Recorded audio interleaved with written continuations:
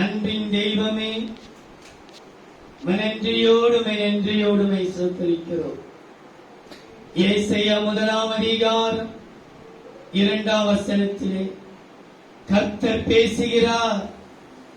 நான் உன் பிள்ளைகளை வளர்த்து ஆதரித்தேன் என்று நீ ஏக்கத்தின் குரலோடு நீ பேசுகிறீயா? இயேசுவே, இந்த தேவ செய்தியை எங்கள் சபைக்கும் இதை கேட்கிற ஆன்லைன்ல பார்க்கிற பிள்ளைகள், யூடியூப்ல பார்க்கிற பிள்ளைகள், டிவியை பார்க்கிற பிள்ளைகள், மேலே அமர்ந்திருக்கிறவர்கள், கீழே அமர்ந்திருக்கிறவர்கள், வெளியே காத்துக் கொண்டிருக்கிற ஒவ்வொருவருக்கும் இந்த செய்தி அவள் இதயத்திலே போகும்படியாக நீ கிருபை பாராட்டுவீராக. ஆண்டவர் தாமே ஆரம்பித்திருக்கிறீர், நடத்தி கொண்டிருக்கிறீர், முடிக்க ஒரு ஆவியானவராய் இருப்பீராக.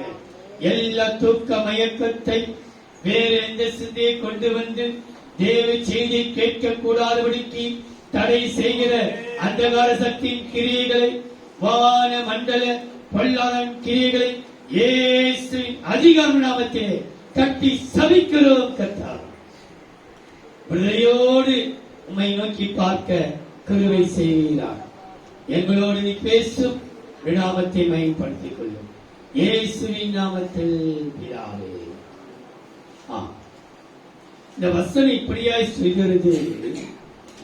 கர்த்தர் பேசுகிறார்.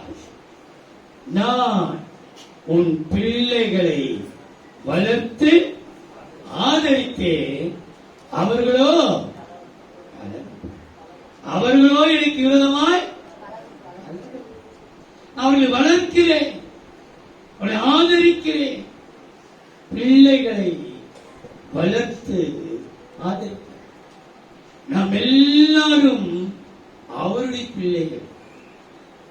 புதிய ஏற்பாட்டு காலத்திலே வாழ்கிற அனைவரும் அவருடைய பிள்ளைகள். பழைய ஏற்பாட்டிலே வாழ்ந்தவர்கள் அவருடைய ஜனங்கள். தேவனுக்கு அவர் பழைய ஏற்பாட்டு காலம் வாழ்கிறவர்கள் ஜனங்கள். புதிய ஏற்பாட்டு காலத்தில் வாழ்கிற நாம் அவருக்கு பிள்ளைகள். நமக்கு அவர் பிள்ளைகள் ஆகும்படிக்கு அதிகாரம் கொடுத்திருக்கிறார். நம்ம அவருடைய பிள்ளைகள். அப்ப அப்பாவுடைய சொத்து அவருடைய சொந்த ஜனங்களுக்கு போகுமா, அவருடைய பிள்ளைகளுக்கு போகுமா? அப்பாவுடைய சொத்து யாருக்கு போகும்? பிள்ளைகளுக்கு தான், ஜனங்களுக்கு போகாது. சொல்லிக்கலாம், எங்க சொத்து இருக்கு சொல்லிக்கலாம். ஜன ஆண்டு அனுபவிக்க முடியாது, பிள்ளைகள் தான் ஆண்டு அனுபவிப்பார். கர்த்தர் ஏக்கத்தோடு இந்த வார்த்தையை சொல்லுகிறார். கர்த்தர் பேசுகிறார். நான் பிள்ளைகளை வளர்த்து ஆதரித்தேன், அவர்களோ எனக்கு விரோதமாய் கலகம் பண்ணினார்.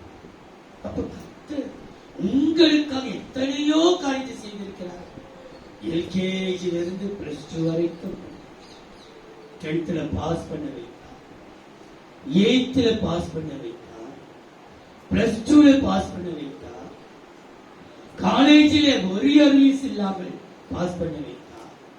நமக்கு சரித்த எந்த ஒரு பாடுகள் வியாதிகள் இல்லாமல் நம்மை வளர்த்து ஆதரித்த தெய்வத்தை எந்த துக்கப்படுத்தி வாலிப பிள்ளைகள் அதிகமாக நீங்கள் கவனிக்க வேண்டும்.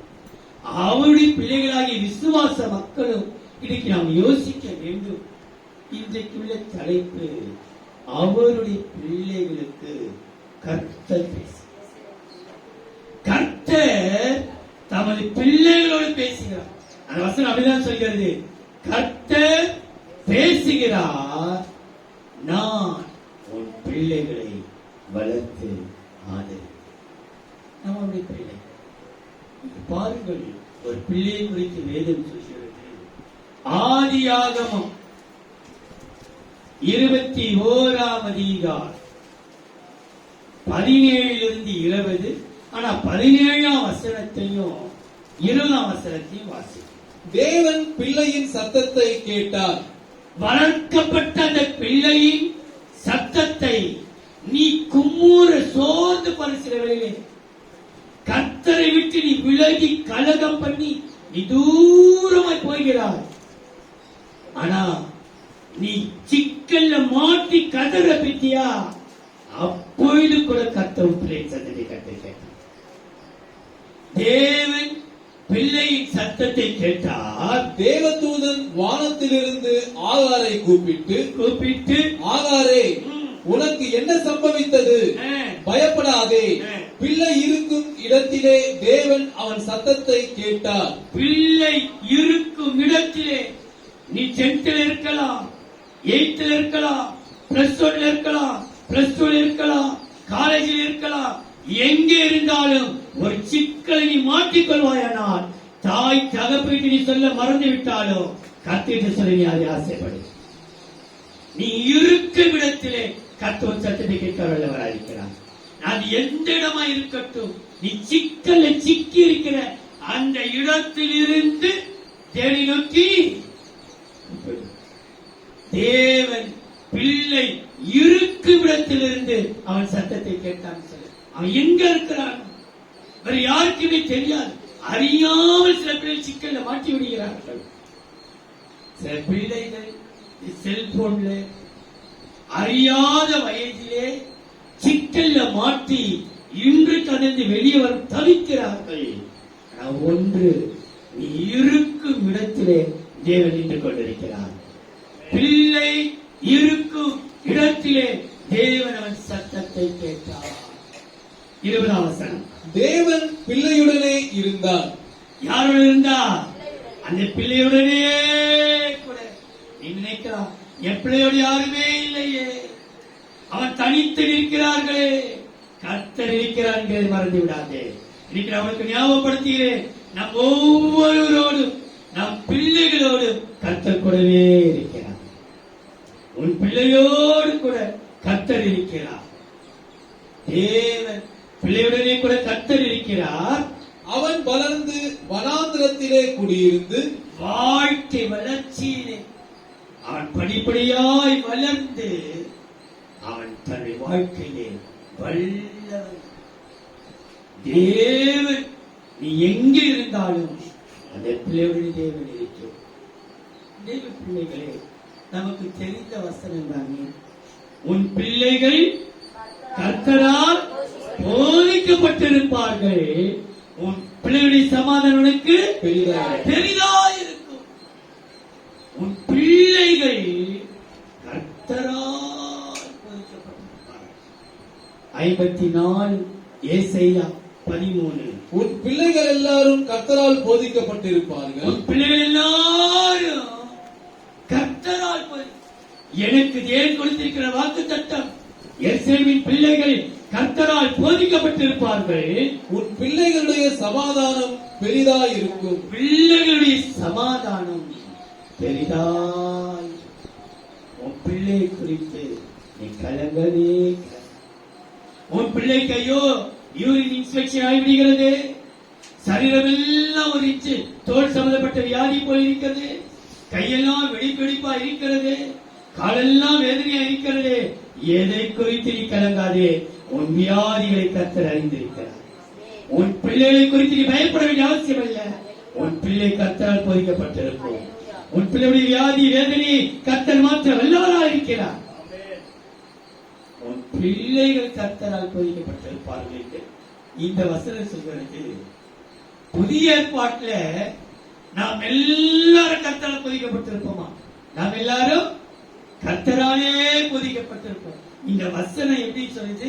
உன் பிள்ளைகள் கர்த்தரால் போதிக்கப்பட்டு. ஆனா புதிய ஏற்பாட்டுல இந்த ஏசாயை சுட்டி காட்டி சொல்கிறார், பிள்ளை என்கிற இடத்தை எடுத்துவிட்டு நீங்கள் எல்லாரும் வயதானவர்கள், கேள்வி, சின்ன பிள்ளை, குழந்தை, வாலி எல்லாரும் கர்த்தரால் போதிக்கப்பட்டு என்று எழுதியிருக்கிறது.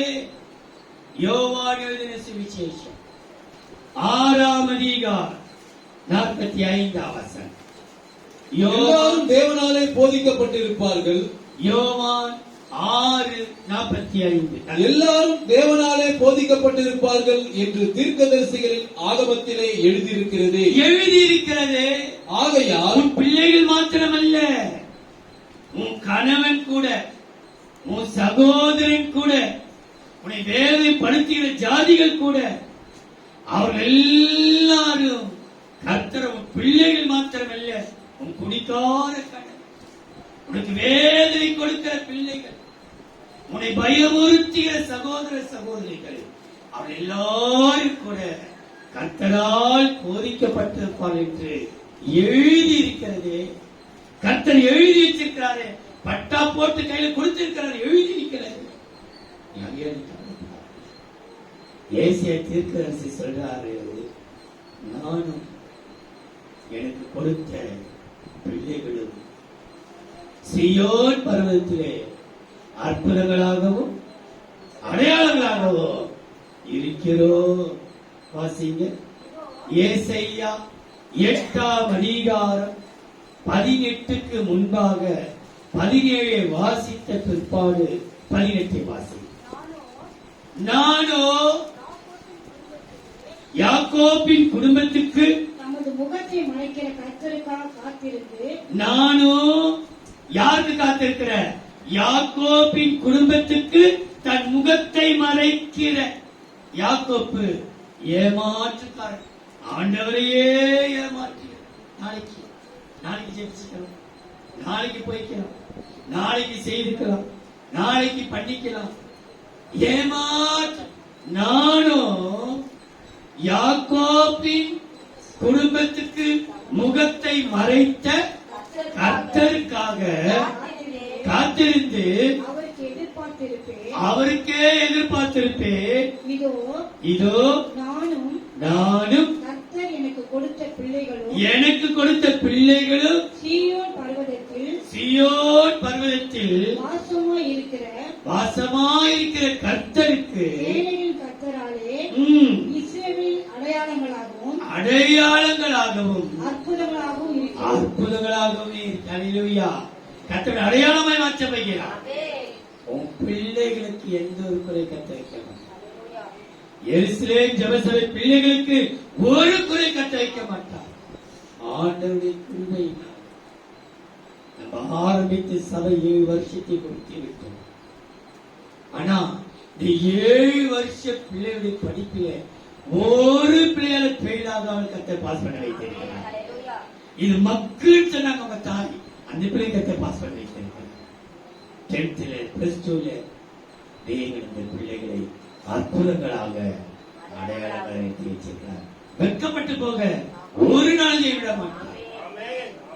பிள்ளைகளே, தேவனுடைய பிள்ளைகளை குறித்து இவ்வளவு நம்பிக்கையாக இவ்வளவு வாக்கு கொடுத்து யோபை பார்த்து பிசாசு கேட்கும்போது கர்த்தர் தைரியமா சொன்னா, நீ யோபு என்னடா பண்ணு, அவன் என்னை மறுதளிக்கவே மாட்டான்.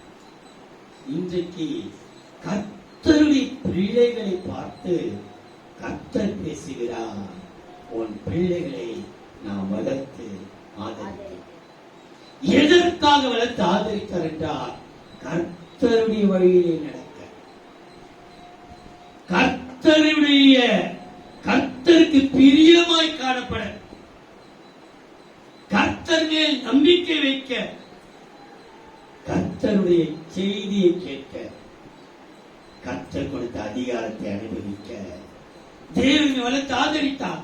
நீ கர்த்தரின் வழியில் நடக்க வேண்டும், அவர் வழியில் நடக்க வேண்டும், அவர் விருப்பம். ஆனா இது கர்த்தரின் வழியிலே நடக்கிறோமா என்கிறதை அறிந்து கொள்வதற்கு இன்னைக்கு நம்ம நிதானித்து பார்ப்போம். நாமும் நம்முடைய பிள்ளைகள். முதலாவது பாருங்கள், பிள்ளைகள் தேவனால் வளர்த்து ஆதரிக்கப்பட்டதற்கு முதல் காரணம் கர்த்தரின் வழியில் அவர் நடக்கும்.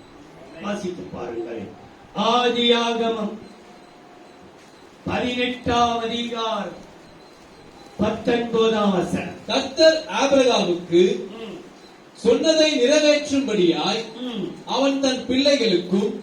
ஆதியாகமம் 18ஆம் அதிகாரம் எடுத்து பாருங்கள், 19ஆம் வசனம். கர்த்தர் ஆபிரகாமுக்கு சொன்னதை நிறைவேற்றும்படியாய் அவன் தன் பிள்ளைகளுக்கும், தன் பிள்ளை கவனிக்க வசனம், தன் பிள்ளைகளுக்கும் தனக்கு பின்வரும் தன் வீட்டாருக்கும் நீங்கள் நீதியையும் நியாயத்தையும் செய்து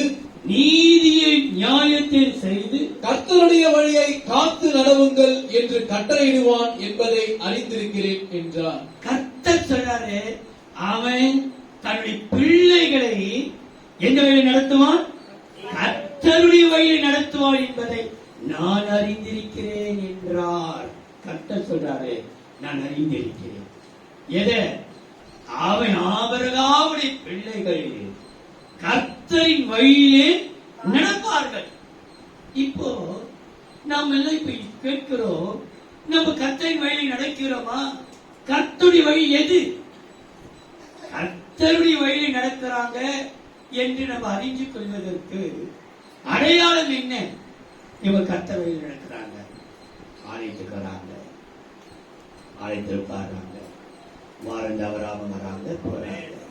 ஆனா இது வேதம் எத்தனையோ சொல்லியிருந்தாலும் உங்களுக்கு ஒரே ஒரு காரியத்தை, நேரம் ஒரு கர்த்தருடைய வழி எது என்று காட்டுகிறேன் பாருங்கள்.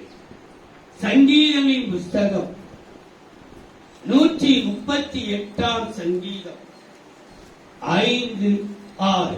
கர்த்தரின் மகிமை பெரிதாய் இருப்பதினால் 138 சங்கீதம் 5:6. கர்த்தரின் மகிமை பெரிதாய் இருப்பதினால் அவர்கள் கர்த்தரின் வழிகளை பாடுவார்கள். கர்த்தரின் வழி என்ன செய்யும்? பாடுவார்கள்.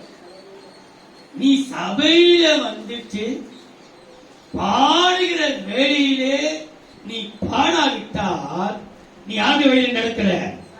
கர்த்தருடைய வழியில் நடக்கிற.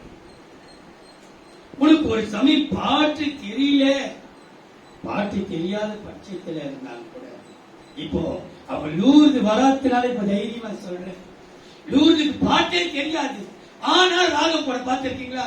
நீ என்ன பாட்டு என்னானோ அவங்க பாடவே மாட்டாங்க, பாடுவாங்க. நல்ல பாட்டு நீங்க அவங்க கவனிச்சு பாருங்க. நம்ம சபை பாட்டு நமக்கு தெரியாது, பாட தெரியாது, ஆனா நம்ம பாடும் ஏதோ ஒரு பாடல் பாடு. சரி பேர் நீங்க பார்த்துருக்கீங்க, வந்து முழங்காடுக்குமே பாட்டு புக்கு தேடுவாங்க, பாட்டு புக்கு இருக்குதா பாருங்க. ஏன்னா எப்படி நான் பாட தெரியுதோ தெரியும் பாட்டு, சில பிள்ளைகளுக்கு எடுத்து கொடுத்தா பாட்டு பாட்டு எடுத்து கொடுத்த பாட்டு. கர்த்தருடைய வழிகளை என்ன செய்வார்களா? பாடுவார்கள். கர்த்தர் உயர்ந்தவராய் இருந்தும், உயர்ந்த பரலோகத்தில் இருந்தோ தாழ்மையுள்ளவனை நோக்கி பார்க்கிறார். பாடுகிற தாழ்மை உள்ளவனை அவர் நோக்கி பார்க்கிறார். தாழ்மை உள்ளவன் உயரத்தில் இருந்து பாடுகிற, பூமியில் பாடுகிற உன்னை அவர் என்ன செய்கிறாரா? நோக்கி பார்க்கிறார். வேற்றுமையானவனையோ தூரத்திலிருந்து அறிகிறார். பாடாதவனையோ எங்கிருந்து பார்க்கிறாரா? பக்கமே வரமாட்டேன். கர்த்தருடைய பாடல்களை பாடு. நீ கர்த்தரின் வழியில நடக்கிறதுக்கு அடையாளம் உன் வீட்டுல கர்த்தரின் பாடல் தான் பாட வேண்டுமே தவிர சினிமா பாடல் பாடு. உன் வாயில இதுவரைக்கும் தப்பி தவறி சினிமா பாடல் பாடி இருந்தாலும் கர்த்தர் மன்னிப்பாராக. ஆனா இன்றைக்கு நீ தீர்மானம் பண்ணு, நான் கர்த்தருடைய பாடல்களை பாடுவேன். சில பேர் அறியாமல் கூட பாடுகிறார், தெரியாமல் கூட வாயில வந்தது சினிமா பாடல்கள். அது வரணும், சினிமா பாடலும் வருவது அவசியம். கர்த்தரின் வழிகளில் நடக்கிறான் என்பதில்லை, பிள்ளைகள் கர்த்தரின் வழியில் நடப்பார். அப்படி என்ன அர்த்தம்? என் பிள்ளைகள் கர்த்தரை பாடுவார். அவள் பாடி துதி செய்ய தொடங்கின பொழுது அவளுக்கு சத்தினே செய்தார்களாம், வெட்டுண்டு விழுந்தார், மடியை செய்தார். சீலாவும் பவுலும் பாடினார்கள். அங்கிருந்து எல்லாருடைய கட்டுகளும் கழித்து போனார். ஒருவன் வியாதியும் துன்பமும் பட்டால் அவன் சங்கீதம் பாடக்கடமை. பாடல்களினாலே ஒரு வசனம் வந்து பாருங்கள், கர்த்தருக்கு நன்மை செய்தபடினாலே அவரை நான் என்ன செய்வேன்? பாடுவேன். நன்மை செய்தபடினால் வாசியுங்கள். சங்கீதம் 18 சங்கீதம் 21-22. கர்த்தருடைய வழிகளை கை கொண்டு வந்தேன். கர்த்தருடைய வழிகளை நான் பாடினேன். கர்த்தருடைய வழிகளை கை கொண்டு வந்தேன். நான் என் தேவனுக்கு துரோகம் பண்ணினதில்லை. ஆலயத்துக்கு வந்தோம், நான் பாடாமல் துரோகம் பண்ணல. வீட்டுக்குள்ள நேரம் இருந்தோம், என் தேவனுக்கு நான் துரோகம் பண்ணல. என் வேலை ஸ்தலத்திலே, என்னுடைய காலேஜிலே, என்னுடைய ஸ்கூலிலே ஒரு சந்தர்ப்பம் கிடைத்தது. யாராவது வந்து மேடையில் ஒரு கிறிஸ்டின் பாட்டு, ஒரு பாட்டு பாட, ஒரு சமயம் அதை மிஸ் கிட்ட நான் சாமி பாட்டு பாடலாம், ஓ பாடுறா டக்குன்னு பாட ஆரம்பிங்கள். சினிமா பாட்டு கற்றுக்கொண்டு பாட வேண்டிய அவசியம் இல்லை. எந்த சந்தர்ப்பத்திலையும் நான் கர்த்தருடைய வழியை காத்து நடந்தேன். என் தேவனுக்கு என்ன செய்யல? துரோகம் பண்ணவில்லை. அவருடைய நியாயங்களை எல்லாம் எனக்கு முன்பாக நிறுத்தினேன். அவருடைய பிரமாணங்களை நான் தள்ளி போடவில்லை. அப்படி பிரமாணம் என்ன செய்யல? ஜெபிக்க தள்ளி போடல, ஆலயத்துக்கு போறதுக்கு தள்ளி போடல. காலையில பார்த்தால சாயங்காலம் போலாம், சாயங்காலம் பார்த்தால காலையில போயிட்டு வந்தா போயிடலாம். மற்ற நாள் வேற எதுக்கு போக வேண்டிய அவசியம் இல்லை. இப்படி அவருடைய ஜெபங்களை நீ தள்ளி போடாமல் கர்த்தருடைய வழி, கர்த்தருக்கு துரோகம் செய்யாமல் வாழ். நீ அப்படி கர்த்தரை பாட பாட, நீ தெருவில் உட்கார்ந்து கொண்டிருந்தாலும், கொள்ளாடியில் நின்று கொண்டிருந்தாலும், நீ வேலைக்கு போனாலும், நீ எங்கே உட்கார்ந்து கொண்டாலும், தேவனை பாடுகிற பாடல் உன் வாயில் இருந்து கொண்டு, நீ சத்தமா பாடாவிட்டாலும் உன் சிந்தையில் அந்த பாடல் இருந்து கொண்டே இருக்கட்டும். பாடிக்கொண்டே அவரை பாடி மைமைப்பட்டிக்கொண்டு நீ அப்படி கர்த்தரின் வழியாகிய அந்த பாடலை பாடுவாயா, கர்த்தருக்கு நன்மை செய்வார். அதான் வசனம் 13ஆம் சங்கீதம் 6ஆம் வசனம். கர்த்தர் எனக்கு நன்மை செய்தபடியால் அவரை பாடுவேன். உனக்கு ஒரு நன்மை கூட செய்ய ஆண்டவர். ஏன் நீ வந்த சபைக்கு வந்த கூட பாட மாட்டேங்கிறீங்க? தெரிஞ்ச பாடல் கூட பாட மாட்டேங்கிறீங்க? ஏன் நீ எல்லாரும் துதிக்கும் போது நீ மாத்திரம் அமைதியா இருக்கிற? ஏன் உன் சத்தத்தை வீட்டுல அவ்வளவு கத்தி சண்டை போடுற, சபையில வந்து உன் சத்தமே காண மாட்டேங்க? பிள்ளை, கர்த்தர் எனக்கு நன்மை செய்தபடி அவரை நான் பாடிக்கொண்டே கர்த்தரின் வழியிலே நடப்பார், அவர்களுக்கு நன்மை உண்டாம். கர்த்தரின் வழி எது? அவரை பாடு. பிள்ளைகளுக்கு சொல்லுகிறேன், தயவு செய்து யூத் மீட்டிங்ல பாடுங்கள். காலை அறைக்கு வரும்போது பாடுங்கள், சாயங்காலத்திலே பாடுங்கள். வாலிப பிள்ளைகள் சயின்ஸ் கேட்டு தனிப்படல் பாடுங்கள். பாடல் கர்த்தர் கிருபை செய்வார். கர்த்தரின் வழியிலே நடப்பார்கள், அவர்களுக்கு நன்மை. நான் வளர்த்து ஆதரித்தேன், என் பிள்ளைகளை வளர்த்து ஆதரித்தேன். எதற்காக? கர்த்தரின் வழியிலே நடந்து நன்மை பெற்றுக் கொள்வார்கள். இரண்டாவது பாருங்கள், 1 சாமுவேல் 2ஆம் அதிகாரம் 26ஆம் வசனம். சாமுவேல் என்னும் பிள்ளையாண்டானோ. 1 சாமுவேல் 2ஆம் அதிகாரம் 26ஆம் வசனம். சாமுவேல் என்னும் பிள்ளையாண்டானோ பெரியவனாக வளர்ந்து கர்த்தருக்கும் மனுஷருக்கும் பிரியமாக நடந்து கொண்டான். கர்த்தருக்கு பிரியம். பிள்ளையாண்டானோ, ஒவ்வொரு வசனத்திலும் பிள்ளை. ஆபிரகாம் தன் பிள்ளைகளை கர்த்தரின் வழி நடத்துவார். சாமுவேல் என்னும் பிள்ளை கர்த்தருக்கு பிரியமாய் நடப்பார். கர்த்தருக்கு பிரியமானதை செய்தார். கர்த்தருக்கும் மனுஷருக்கும் பிள்ளையாண்டான் என்ன செய்தானா? பிரியமாய். வேதத்திலே கர்த்தர் பிரியப்பட்ட ஒரு காரியத்தை உங்களுக்கு சொல்லி, கர்த்தர் அதிகமாய் பிரியப்பட்ட காரியத்தை உங்களுக்கு சொல்லுகிறேன் பாருங்கள். 1 சாமுவேல் 15ஆம் அதிகாரம் 22ஆம் வசனம். அதற்கு சாமுவேல் 1 சாமுவேல் 15ஆம் அதிகாரம் 22ஆம் வசனம். அதற்கு சாமுவேல் கர்த்தருடைய சத்தத்திற்கு கீழ்ப்படுகிறதை பார்க்கிலும் சர்வாங்க தகனங்களும் பலிகளும் கர்த்தருக்கு பிரியமாய் இருக்குமோ? கீழ்ப்படுதலை பார்க்கிலும் கர்த்தருக்கு எதுவுமே பிரியமில்லை. பிரியமாய் இருக்குமோ?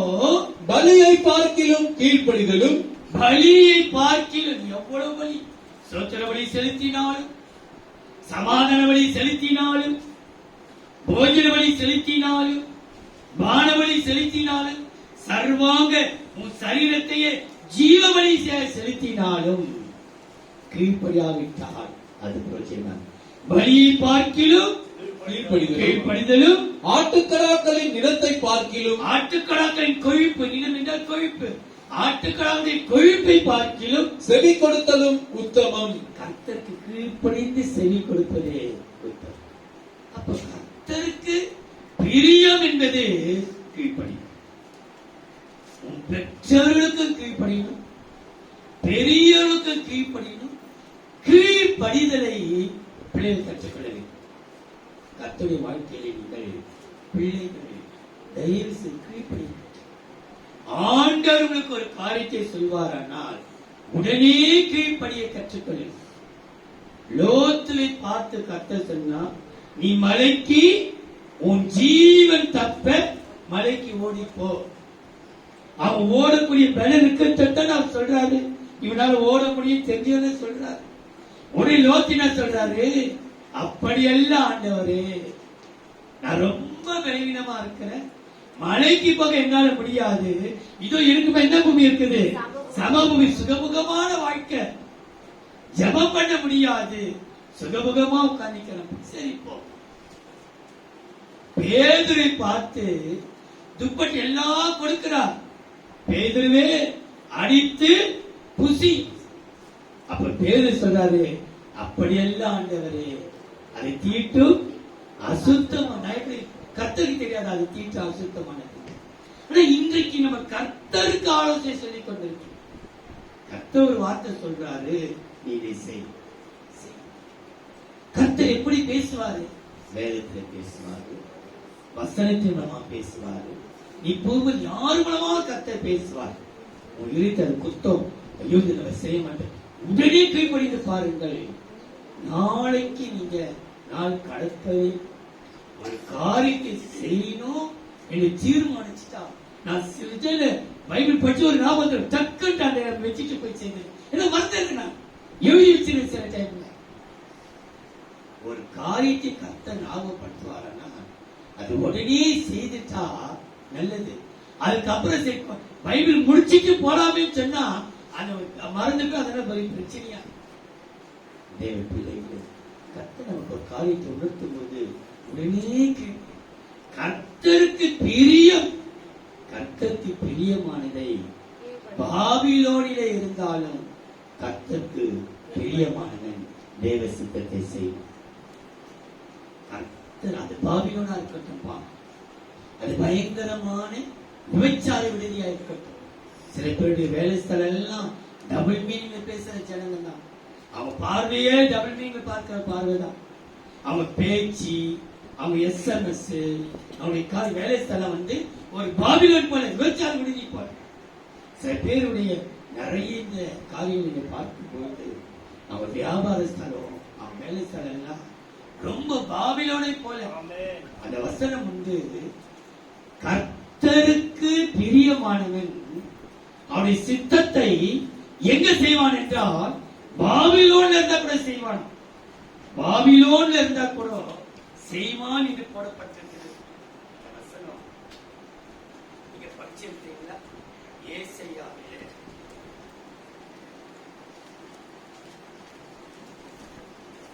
ஏசாயா 48ஆம் அதிகாரம் 14ஆம் வசனம்.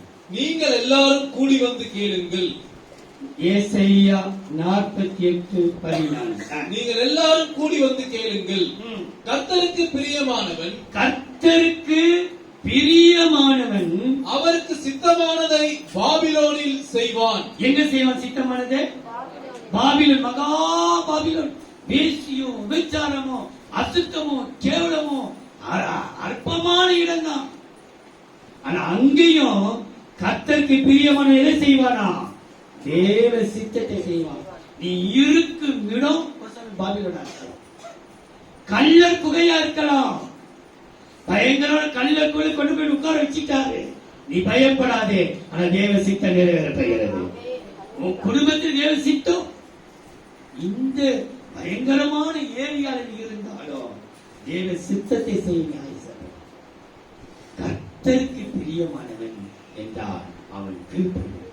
அந்த கீழ்ப்படுகிறவருக்கு கர்த்தர் கொடுக்கிற ஆசீர்வாதத்தை பாருங்கள். லூக்கா எழுதின சுவிசேஷம் 2ஆம் அதிகாரம் 51, 52. பின்பு அவர் அவர்களுடனே கூட போய், லூக்கா 2ஆம் அதிகாரம் இயேசுவானவரை குறித்து சொல்லப்பட்டிருக்கிறது. 51, 52. பின்பு அவர் அவர்களுடனே கூட போய் நாசரேத்தூரில்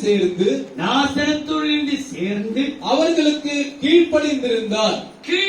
இயேசு பெற்றோருக்கு கீழ்ப்படிந்திருந்தார். அவருடைய தாயார் இந்த சங்கதிகளை எல்லாம் தன் இருதயத்திலே வைத்துக் கொண்டார். தன் எந்த சங்கதி? 12 வயதிலே எல்லா ஊழியர்கள் பத்தி எல்லா பிரதான ஆசாரியர்கள் குருமார்களோடு பேசினது. 12 வயசு. நீங்க நினைக்கலாம், நீங்க வசனம் இப்படி சொல்லுது, கானா ஒரு கல்யாணத்திலே தண்ணீரை ராட்சசமாய் மாற்றியது முதலாவது அற்புதம் என்று உலகத்துக்கு அது வெளிப்பட்டது. ஆனா இந்த மரியாள் எவ்வளவு தைரியமா வந்து அவங்க சொல்றாங்க, அப்பா ராட்சரசம் இல்லையாப்பா. அப்போ அம்மா வேலையே இன்னும் வரலையே, ஏன் இதுக்குள்ள நீ வந்து எல்லாருக்கும் சொல்ற? ஆகிய அவனுக்கு தெரியும் என் மகன் இறக்கம் இல்லவன். சீசரிக்க சொல்லிட்டு பாருப்பா, அவர் என்ன சொல்லுகிறாரோ அதை மாத்திரம் செய்துடு, வேற எது நீ கூட்டியோ குறைச்சியோ செய்துடார். ஏன்னா வீட்டுல இருக்கும் போதெல்லாம் சின்ன சின்ன அற்புதம் இது எல்லாம் மரியா தன் இருதயத்திலே வைத்து சிந்தனை பண்ண சிந்தித்த வைத்துக் கொண்டார். என் பிள்ளை இப்படி சொல்லுது, அரிசி போட்ட நான் அடுப்பே பார்த்துக்க சாப்பாடு பொங்கி வழி விருந்தாளிங்க வந்தாலோ நான் ஒரு அரிசி தான் போட்டேன், 10 பேர் சாப்பிட்டு மீண்டும் இருக்குது. எப்படி இது? நான் ஒண்ணுமே செய்யாம மார்க்கெட்டுக்கு போயிட்டு வந்தேன், ஆனா அப்பவும் மீன் கடுமை இங்க வருத்தமா இருக்குது. இப்படி பல அற்புதங்களை தினம் தினம் கண்டுதான் அவனுக்கு ஒரு தைரியம் வந்துருச்சு. ஒரு கல்யாண வீட்டிலே தான் பிள்ளை வெக்கப்பட்டு போட்டுக்க சொல்லுவாங்க. ஒரு பிள்ளையா இருந்தா நீ சும்மா இருமா, சொல்லிக்கிறாங்க, அவன் பார்த்துப்பான், எப்படி அவன் பார்த்துப்பான். அந்த ஒரு மன தைரியத்தோடு வந்து, அப்பா ராட்சரசம் இல்லையாப்பா, ஏமா இங்க வந்து என்ன வந்து. ஆனா அவங்களுக்கு தெரியும் இவர் செய்திருவாரு. சீசரை பார்த்து சொல்றாரு. இப்ப சீசர் என்ன சொல்ற, எப்பா தண்ணி ஜாடிகளை ரொப்புங்க. இப்பதான் நம்ம சொல்லி ஏன் ராட்சரசம் வந்து தண்ணி ரொப்ப சொல்றாங்க. சரி தண்ணி ரொப்பந்து ஒரு கல்லில் அந்த அம்மா சொல்லி அதே தண்ணியை வந்து ரொப்பி முடிந்த கையோட நீங்க பாத்தீங்களா, அந்த தண்ணி ஜபம் பண்ணியதாகவோ அது மேல கையை வச்சதாகவோ இயேசு வானத்தை பார்த்து அப்பத்தை பிட்டு ஆசைக்கு கொடுத்தது போல அந்த தண்ணி ஜாடி மேல ஆண்டவர் தண்ணி வச்சு ஜபம் பண்ணியதாக சொல்லவே இல்லை. ரொப்புனாங்க. ரொப்ப உடனே சொல்றாங்க, முண்டு பந்தி காட்சி கொண்டு போய் பந்தி செய்யுங்க. முதல் அற்புதம் வந்து இவங்க சீசர்கள் நினைக்கல, அவங்களுக்கு அந்த சீசருக்கு தெரியும். ஓ மொண்டு கொடுக்க சொல்றாங்க. அவன் வார்த்தையை சொல்லி அவர் மொண்டு தண்ணி மொண்டு அப்படி போகும்போதே அது ரசமாய் மாறி. அவர் வார்த்தைக்கு நீ கீழ்ப்படிந்து பார், வாழ்க்கை மதுர ரசமாய். வாசனை உள்ள, ருசி உள்ள, கலர் நிறைந்த, எல்லாரும் போற்றக்கூடிய ரசமா ஒரு ரசத்தை கத்து மாற்றிடுவார். எளிமையான ஒரு வாழ்க்கை கர்த்தர் ராட்சரசமாய் வாசனை சொல்ல வசனம் சொல்கிறது. 52ஆம் வசனம், இயேசுவானவர் ஞானத்திலும் வளர்த்தியிலும் தேவ கிருபையிலும் மனுஷர் தயவிலும் அதிகமாய் விருத்தி அடைந்தார். உன்னை கர்த்தர் விருத்தி அடைய செய்வார். நீ கீழ்ப்படிந்து பார், உன் படிப்பிலே நீ விருத்தி அடைவார், உன் விளையாட்டிலே விருத்தி அடைவார். நீ செய்கிற ஒவ்வொரு காரியத்திலையும் விருத்தி அடையும்படிக்கு கர்த்தர் கிருபை செய்வார். கர்த்தருக்கு பிரியம் உன்னை விருத்தி அடைய செய். கர்த்தருக்கு பிரியம் என்றால் என்ன? கீழ்ப்படி. கர்த்தருடைய வழிகள் பாடுவது. ஆனா சுருக்கமா சொல்றேன், கர்த்தரின் வழியை நடப்பாயானால் நன்மை. கர்த்தருக்கு பிரியமாய் நடப்பாயானால் நீ விருத்தி அடைவாய். நாளுக்கு நாள் உன் வாழ்க்கை எல்லாத்தையும் படிப்பிலே, ஞானத்திலே, வளர்ச்சியிலே, செல்வத்திலே, செழிப்பிலே எல்லாத்திலும் நீ விருத்தி அடையலாம். ஆனா ஒன்னே அவர் என்ன சொல்ற, நீ பைபிளை படி. புரியலோ புரியல, பற்றில புரியல படி. நீ சுத்தமாக பைபிள் எடுத்தா தூக்கம் மயக்கம் வருது, பரவாயில்ல படி. அப்ப பைபிள் படிக்காம செல்லணும்ன்றியே, எத்தனை மணி வரைக்கும் அப்ப தூக்கம் வரலையா? சில பேர் கண்ணெல்லாம் எரியுது, கண்ணை கசக்குவார்கள். கண்ணுக்கு சில பேர் போன பேசி காது இப்படி அறுக்கிறான், ஆனா போன விட மாட்டேன்றானே. காது வலிச்சு காது தேய்ச்சிக்கிறானோ போன விட மாட்டேன்றாங்க. கண்ணு எரிஞ்சாலும் போன விட மாட்டேன்றாங்க. அம்மா, ஒரு பைபிளை விட்டுட்டு ஒரு மாசம் கூட வந்து எனக்கு ஒரு வாரம், ஆனா போனை விட்டுட்டு நீ ஒரு நிமிஷம் வந்துட மாட்டேன். பைக் அதற்கு பைபிள் போன தேடி வந்திருப்பேன். பைபிளை விட்டுட்டு போற எத்தனையோ நாட்கள். ஆனா சொல்லுவாங்க, வீட்டுல இருக்கிறது அந்த பைபிள், அதை பார்த்து எந்த பைபிளை படிச்சு குறிச்சு வச்சிருக்கிற உனக்கு தெரியுமா? தேவ பிள்ளையே, நீ கர்த்தரை கீழ்ப்படி, நீ விருத்தி அடை. மூன்றாவது பால் பிள்ளைகளை குறித்து சங்கீதம் 78 சங்கீதம் 4, 5, 6, 7. பின்வரும் சந்ததியான சங்கீதம் 78 சங்கீதம் 4 7. பின்வரும் சந்ததியான பிள்ளைகளுக்கு நாங்கள் அவைகளை மறைக்காமல் கர்த்தரின் துதிகளையும், பிள்ளைகளுக்கு மறைக்காமல் துதிகளையும், அவருடைய பலத்தையும் அவர் செய்த அவருடைய அதிசயங்களையும் விவரிப்போம். அவர் செய்த அதிசயங்களை பிள்ளைகளுக்கு, அவர் பிள்ளைகளை ஆதரித்தாரே, வளர்த்தாரே, அந்த பிள்ளைகளுக்கு நாங்கள் அறிவிப்போம். அவர் யாக்கோபிலே சாட்சியை ஏற்படுத்தி இஸ்ரவேலிலே வேதத்தை ஸ்தாபித்து அவைகளை தங்கள் பிள்ளைகளுக்கு அறிவிக்கும்படி நம்முடைய பிதாக்களுக்கு கட்டளையிட்டார். இனி பிறக்கும் பிள்ளைகளாகிய பின் சந்ததியார், பிறக்கவே இல்லை, ஆனா பிறக்க பெற பிள்ளைகளின் பிள்ளையின் சந்ததியார் அதை அறிந்து கொண்டு, அதை பிறக்காத பிள்ளைகள் பிறக்கும் போது அவர்கள் அறிந்து கொண்டு அவர்கள் எழும்பி தங்கள் பிள்ளைகளுக்கு அவைகளை சொல்லும்படிக்கும், இன்னும் இவங்க பிறக்கல, இன்னும் பிறக்காத பிள்ளைகள் சொல்லுவார் என்று சொல்லி தேவன் மேல் அவர்கள் தங்கள் நம்பிக்கையை வைத்து, தேவன் மேல் நம்பிக்கை, கர்த்தரிலே நம்பிக்கை. இதெல்லாம் உனக்கு எப்படி கிடைத்தது? எப்படி நடந்தது? கர்த்தரிலே நம்பிக்கை. எப்படிப்பா பாஸ் பண்ண? கர்த்தரை கிருபை, நான் பாஸ் பண்ணி கிருபை செய்தேன். எப்படிப்பா இந்த வேலை கிடைச்சிச்சு? கர்த்தரை கிருபை. அவரை நம்பிக்கை. ஏன் சாமர்த்தியத்தினால் அல்ல, கர்த்தர் மேல் நான் நம்பிக்கை வச்சேன். அப்போ இந்த கர்த்தர் நம்பிக்கை, கர்த்தர் மேல் நம்பிக்கை என்று வேதம் எதை சொல்கிறது? கர்த்தரின் வழி பாடலை காண்பிக்கிறது, கர்த்தருக்கு பிரியம் கீழ்ப்படிதலை காண்பிக்கிறது. இந்த கர்த்தர் மேல் நம்பிக்கை என்று சொல்லுகிற காரியத்தை நீங்க பாருங்கள், ஆச்சரியமா இருக்குது. நீங்க கோபத்தை நீங்க நீங்க டென்ஷன் பார்ட்டி என்று பேர் இருக்காமல், நீங்க யார் மேல் கர்த்தர் மேல் நம்பிக்கை, இவன் யாரும் கண்டு இவன் கர்த்தர் மேல் நம்பிக்கையா இருக்கான். உனக்கு டென்ஷன் படுத்தினாலும் உனக்கு கோபமே வராதுன்னு தான் கர்த்தர் மேல் நம்பிக்கையா வச்சிருக்க. அவர் பார்க்க இன்னைக்கு நான் கர்த்தர் நம்பியிருக்கேன். கோபம் வருது, சருட்டி வருது, மேல மூக்கு மேல வருது. அப்படி எப்படி கர்த்தர் மேல் நம்பிக்கையா இருக்குன்னு சொல்ல முடியும்? கர்த்தர் பேசுகிறார், என் பிள்ளைகள் கர்த்தர் மேல் நம்பிக்கையா இருப்பான் என்று அவளை வளர்த்து ஆதரித்தேன். அவர்களோ எனக்கு துரோகம் பண்ணி கலகம் பண்ணி. கர்த்தரின் நம்பிக்கை என்ன? சங்கீதம் 4 சங்கீதம் 4:5. நீங்கள் கோபம் கொண்டாலும் கவனியுங்கள், என்ன சொல்லப்பட்டிருக்கிறது? சங்கீதம் 4ஆம் சங்கீதம் 4:5.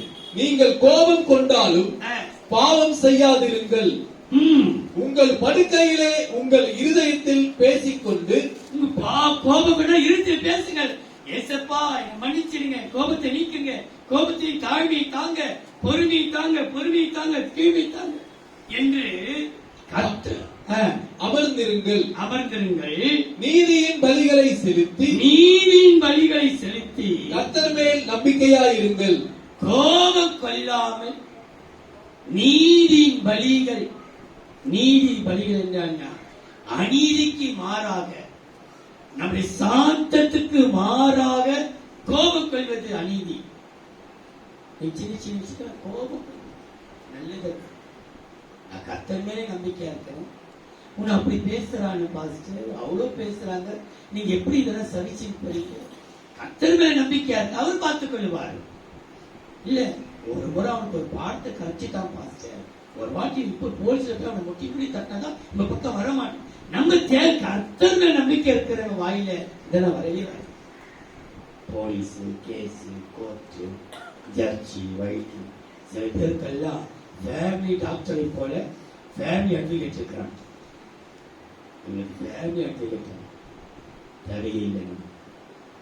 இன்னைக்கு கர்த்தர் அவர் பார்த்து, அவருக்கு தெரியாது இந்த பாடுகளை அனுமதிக்க. அவர் பார்த்து அவங்கிட்ட சண்டை போட, வாய்க்கு பதில் உன் மாமனார் கிட்ட பேச, உன் மாமியார் கிட்ட பேச, உன் மனைவி கிட்ட பேச, உன் சவருக்கு கர்த்தர் பார்த்துக்கொள்வார். நீ அமைதியா இருக்க மாத்திரம். நீ கர்த்தர் மேல் நம்பிக்கையா இருக்கிற மனுஷன் எப்படி அறியனா? உன்னுடைய வாழ்க்கையில அந்த பொறுமை, கோபமே கர்த்தர் எவ்வளவுனா என்னதான் நடக்கட்டுமே, என்னதான் நடக்க பார்க்கலாமே, ஒரு வழி பார்க்கலாம். என்னதான் கர்த்தர் எவ்வளவு வரைக்காது நமக்கு பேசிக்கிறோம். எவ்வளவு நாள் நமக்கு கொந்தளிப்பார்கள், எவ்வளவு நாட்கள் நமக்கு கர்த்தர் அனுமதிக்கிறவரை. ஆனா சீனி தூஷித்தான், கொடிய தூஷணம், கள்ளத்துக்கு எறிறான், மண்ணவாரி போடுறான், ஒழிச்சுப்போ நான் அவன் சத்திரம் வரைக்கும் எழுந்தான். அவன் கை ஓஞ்சி போச்சு கழிச்சு கழிக்கிறது. அது வரைக்கும் கர்த்தர் அவன் பேசுறதுக்கு பேலன் கொடுத்திருக்கிறாரு. நம்ம காரி துப்பத்துக்கு அவன் வாயில எச்சை கொடுத்திருக்கிறார். எச்சை நிறுத்திட்டாருன்னா அடங்கிடுவான், அவ்வளவுதான். எச்சை அவன் துப்புறாரு, நம்ம காரி துப்புறாரு, துப்புறான், துப்பி இருக்கட்டும். எப்ப நிறுத்தப்ப நமக்கு தெரியாது. நம்ம ஏன் வேதனை பண்ணோம்? என்ன பார்த்துதான் துப்புனா, என்னதான் நம்மளை பார்த்தா துப்புறான், என்ன செய்ய முடியும்? ஆனா கர்த்தர் பார்த்து இருக்கிறாரு. அது நம்ம ஏன் கோபப்படுத்து? நீ கோபப்பட ஏசப்பா, நீங்க பார்த்து ஒரு வசனம் ஒன்று பாருங்கள். சங்கீதம் 22ஆம் சங்கீதம் 8, 9, 10. கர்த்தர் மேல் நம்பிக்கையா இருந்தானே. எப்படி சொல்றாங்க? இவனே கர்த்தர் மேல் 22ஆம் சங்கீதம் 8, 9, 10. கர்த்தர் மேல் நம்பிக்கையா இருந்தானே அவர் இவனை விடுவிக்கட்டும். இவன் மேல் பிரியமா இருக்கிறாரோ இப்பொழுது இவனை மீட்டுவிடட்டும் என்கிறார்கள். நீரே என்னை கர்ப்பத்திலிருந்து எடுத்தவர். தாயத்தை யார் எடுத்தது? கர்த்தர். கர்ப்பத்திலிருந்து எத்தனையோ பிள்ளைங்க அழிஞ்சிட்டு இருக்கு. நம்ம கர்ப்பத்திலேயே நிறை மாத கர்ப்பிணிகள், 9 மாதம் பெற்றெடுக்கிற பிள்ளைகளை போய் பார்த்தா தெரியும். 9 மாதம் பெற்றெடுத்து பிள்ளைகளை பறி கொடுக்கிறார். எத்தனையோ வேதனை, எத்தனையோ வரம் இருந்து சில பிள்ளைகள் அலங்கோலமாக, மூல வளர்ச்சி இல்லாத, கை கோணிகள், கால் கோணிகள், கண்ணு குருடு, எத்தனையோ அலங்கோலங்கள். தாய் வயிற்றிலிருந்து பிரித்தெடுத்து அழகா உட்கார வைத்திருக்கிறார்கள். தாய் வயிற்றிலிருந்து பிரித்தெடுத்த நீரே. வாசிப்பா.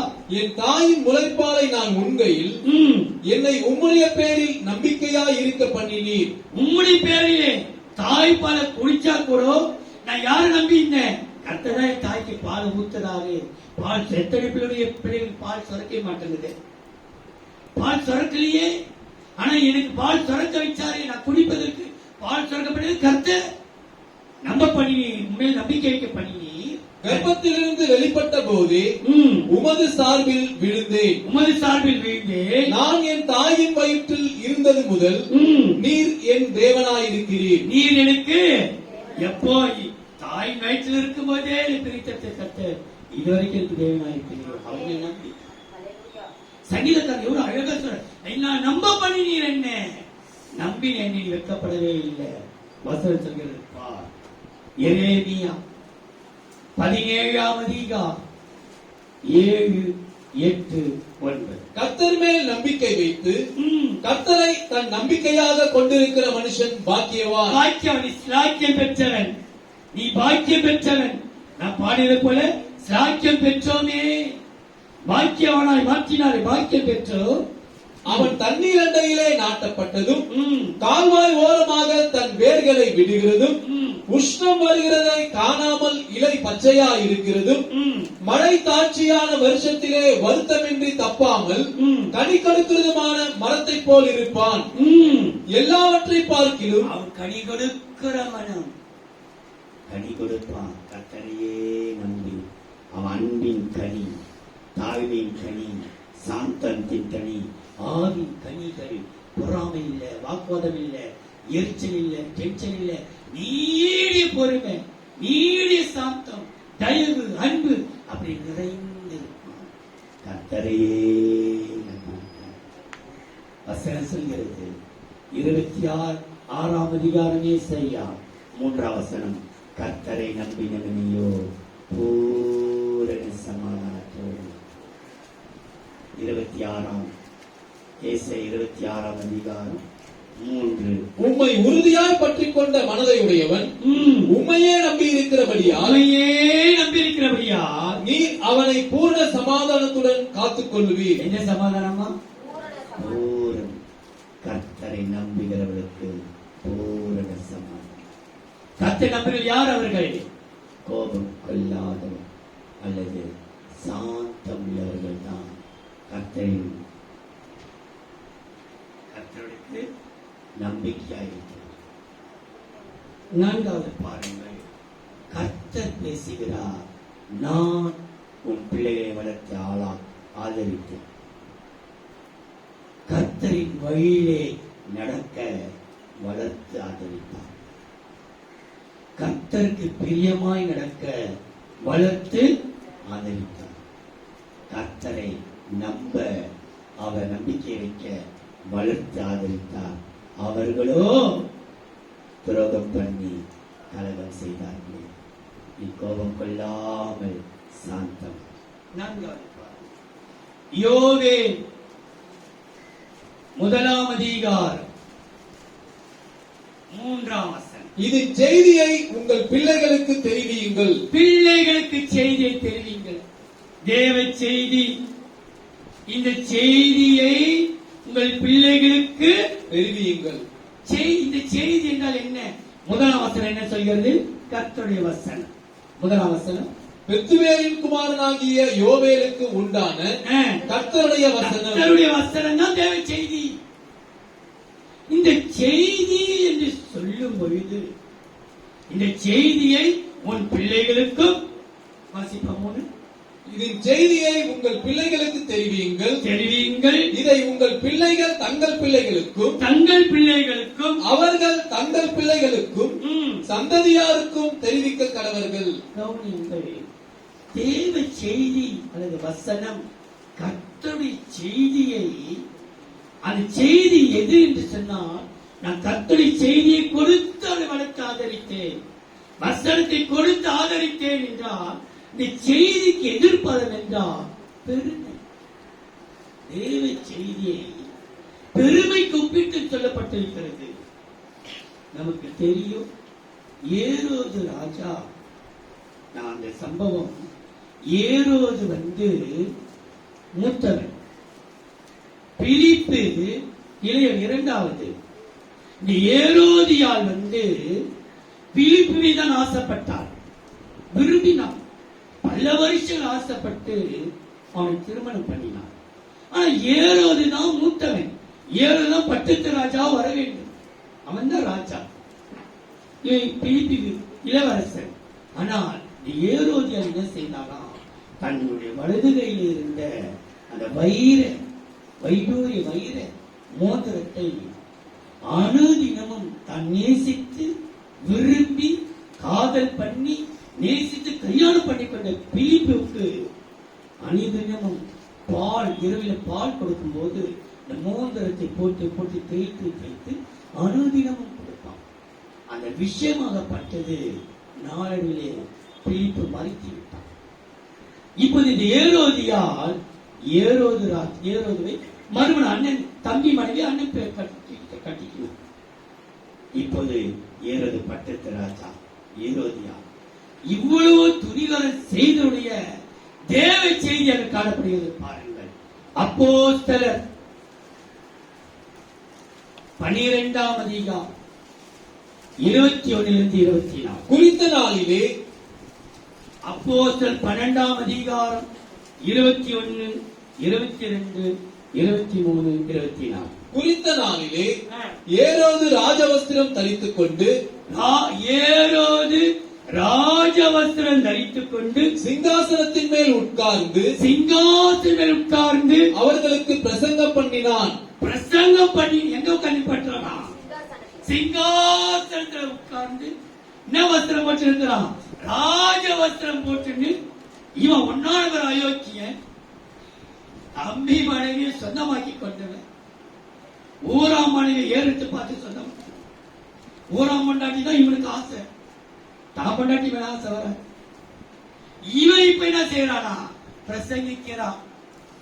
பிரசங்கித்தால் அப்பொழுது ஜனங்கள், இது மனுஷ சத்தம் அல்ல. என்ன சத்தம் இது? அடிப்பாவீங்களே, உங்களுக்கு புரியும் யார் பேசுன்னு தெரியல உங்களுக்கு. இதுக்கு என்ன சொல்லுங்க? இது எல்லாம் ஜான கூட்டமாச்சு, எல்லாம் தட்டி எல்லா ஜனங்களும் இது என்ன சத்தம் இல்ல, மனுஷ சத்தம் அல்ல, இது தேவ சத்தம் என்று ஆர்ப்பரித்தார்கள். அவன் தேவனுக்கு மகிமையை செலுத்தாதபடியினால், அவன் ஏரோது தேவனுக்கு மகிமை செலுத்தாமல் உடனே கர்த்தருடைய தூதன் கர்த்தருக்கு பின்னாடி பார்த்தேன். ஏண்டா அயோக்கியா, இவ்வளவு அநியாயம் செய்து நீ பிரசங்கம் பண்ணியா? அதுக்கு ஒரு கூட்டத்தை வச்சிருக்கிறியா? அது ஒரே கை தட்டி விசில், ஒரே விசில் தான், கை தட்டு தான், ஒரே விசில், ஒரே கை தட்டு. ஆமே நாமே நான், ஐயோ என்ன கூட்டம் பாரு கை தட்டி. தேவத்துவ பகல் பேசு பேசு பட்டை கொண்டு போட்டார். வாசிப்பா, அவனை அடித்தான். தேவத்துவ அவனை அடித்தான். அவன் புழுப்புழுத்து இறந்தான்.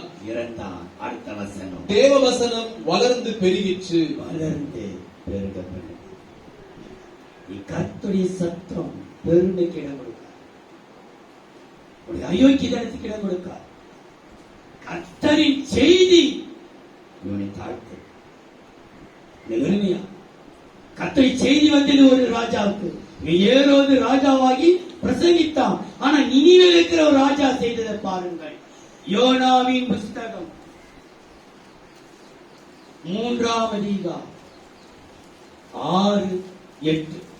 இந்த செய்தி யோனா 3ஆம் அதிகாரம் 6ஆம் வசனம் 8ஆம். இந்த செய்தி, இந்த வசனம் என்கிற இந்த செய்தி நினிவேயின் ராஜாவுக்கு எட்டின போது, ராஜாவுக்கு வசனமாகி செய்தி எட்டின பொழுது, அவன் தன் சிங்காசனத்தை விட்டு எழுந்து, அவன் சிங்காசனம் எழுந்து உட்கார்ந்தான். இவன் என்ன செய்யறான்? சிங்காசனம் விட்டு எழுந்து தான் உடுத்தியிருந்த உடுப்பை கழற்றி போட்டு, ராஜவஸ்திரத்தை கழற்றி போட்டு, இரட்டை உடுத்திக் கொண்டு சாம்பலிலே உட்கார்ந்தான். மனுஷரும் மிருகங்களும் இரட்டினால் மூடிக்கொண்டு தேவனை நோக்கி உரத்த சத்தமாய் கூப்பிடவும். யாரை கூப்பிடுறாங்க? ஆண்டவரே இறக்க செய்ய மாட்டீரா, எங்களுக்கு இறக்க செய்ய மாட்டீரா, எங்களுக்கு இறக்க செய்ய மாட்டீரா. நிச்சயமாகவே காரணம் வசனம் உன்னை பெருகிற்று. தேவசனம் பெருகும். பெருமை வேண்டாம். பெருமை உள்ளவர்களுக்கு கர்த்தர் எதிர்த்து நிற்கிறார், தாழ்மை உள்ளவர்களுக்கோ கர்த்தர் கிருபை. தேவ கர்த்தரின் செய்தி என்றால் பெருமைப்படாதே, நீ தாழ்மைப்படும். உன்னை கர்த்தர் வசனத்தின் மூலமாகவே பெருகப்படும்.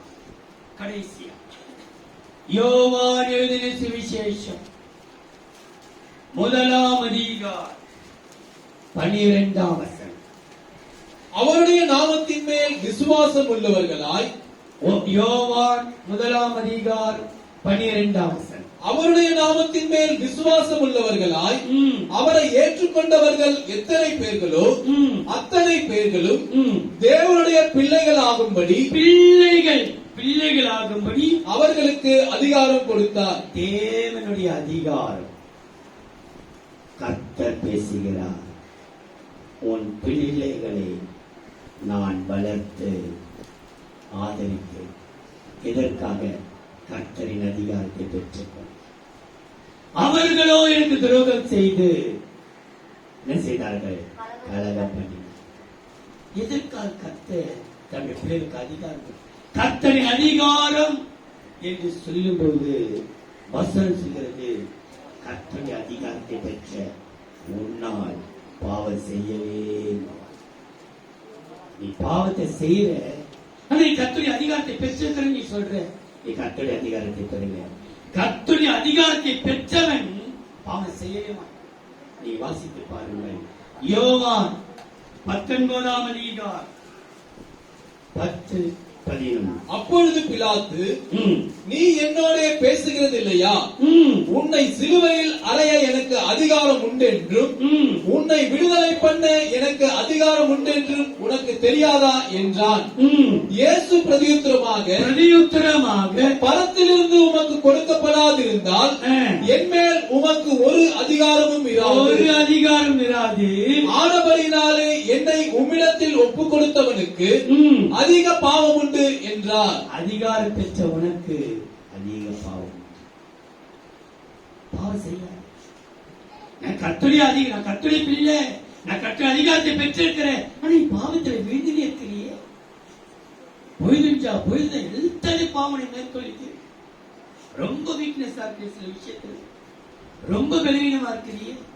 சின்ன விஷயம் ரொம்ப வீக்னஸா இருக்கிறியே.